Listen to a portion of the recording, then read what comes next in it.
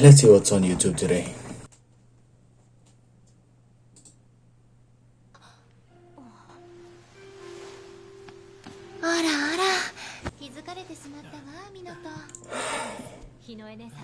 God dang it, where's my wallet?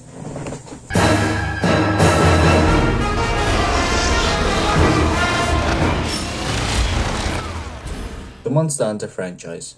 It's a franchise that has been going on since 2004 in the PSP, PS1 era.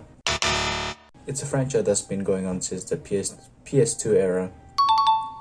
My experience with the Monster Hunter franchise started off with Monster Hunter 4 Ultimate, and then Generations Ultimate, and then World.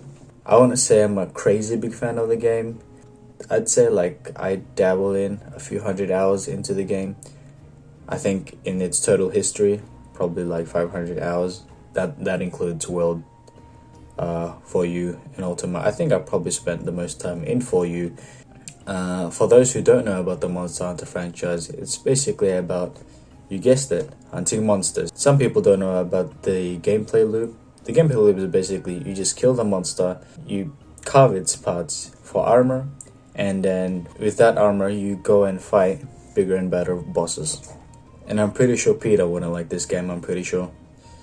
Throughout the franchise, the game has been pretty known for looking like a PS2 game across its whole franchise. Ever since the original Monster Hunter all the way to Generations Ultimate, which was like a 2017 release. Yeah, I understand graphics isn't the main aspect, we all know gameplay is king. That's why this game stood the test of time, even though it looks very outdated. But this all ended recently with the acquisition of Monster Hunter World. And then we all know what happens from there. Monster Hunter World became a huge success, becoming Capcom's most sold game, 16.5 million units sold. The Switch's hardware really did give me like a sense of hopelessness with the future of the Monster Hunter series, portable wise. Seeing how other graphic intensive games, not even graphically intensive, some PS3 games don't even run well on the Switch, let alone PS4 or PC or Xbox or the new Xbox games. I couldn't see a future where Monster Hunter with the new engine there would be a future with the Nintendo Switch. And a few more years later, Monster Hunter Rise came out. Oh my, I was wrong. And credit to Capcom right now, because they are popping off, releasing games like Resident Evil 8, the Resident Evil 2 remake, Devil May Cry 5, Monster Hunter World, the new Monster Hunter Rise. Saying Monster Hunter Rise right now on Switch being called impressive is an understatement. Yay! We said the thing! Yeah! Monster Hunter Rise currently right now is, for me, the best looking third-party Nintendo Switch game out, and I would even say that it rivals some of the first party games. And please do let me know if you see a better looking game third party wise on the Nintendo Switch that graphically can beat Monster Hunter Rise. Please let me know in the comments below.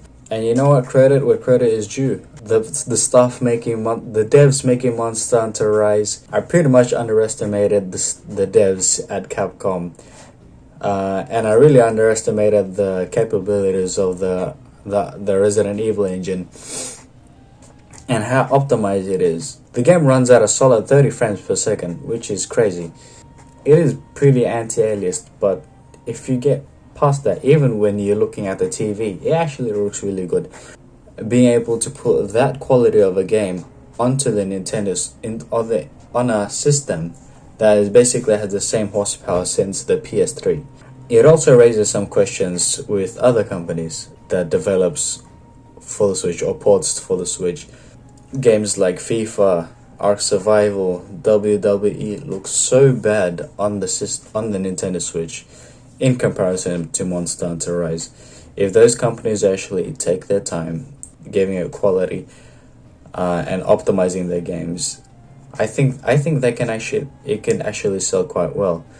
I mean, look at Monster Hunter Rise's numbers right now. It is crazy how much that is sold.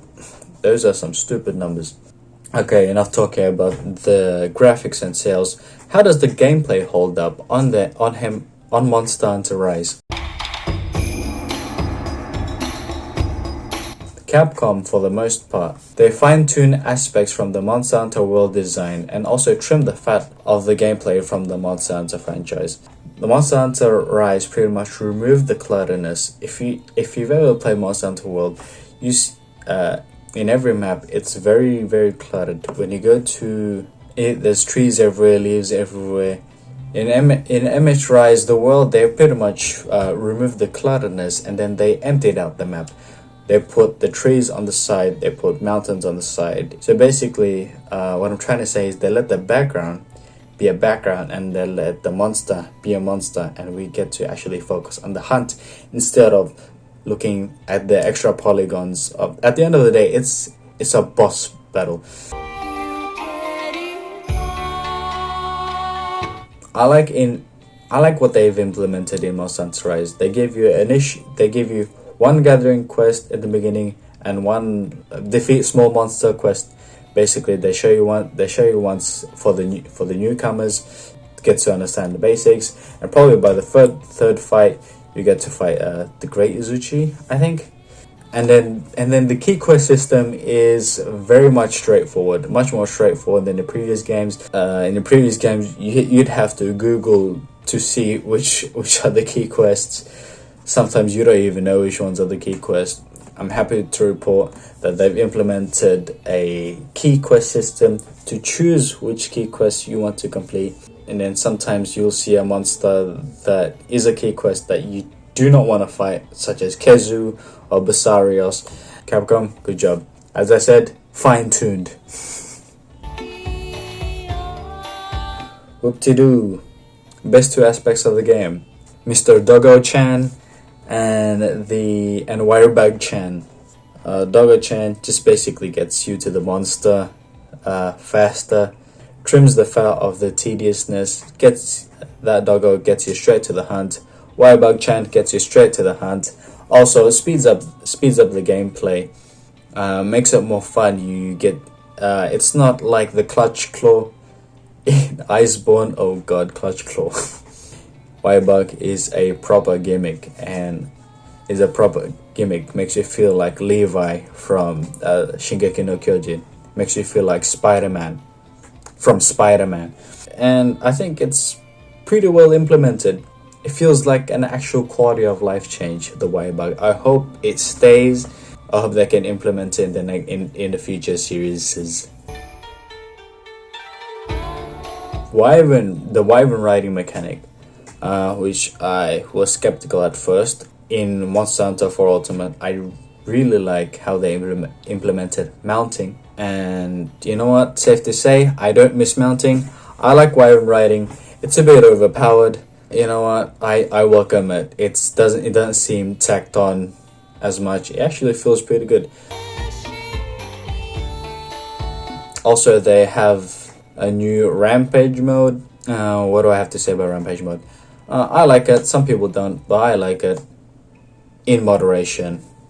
Let me get to the hunting and not the tower defense aspect. I like it. So yeah. Oh yeah. Disclaimer. My opinion. Just because I like it doesn't mean you have to like it. So get those keyboards away. All in all, I think Capcom has outdone themselves with this game. Not only gameplay wise is always going to be good, great, and that's all credited to the devs that tried hard and optimized the heck out of the game to look this good. I wish other companies did the same.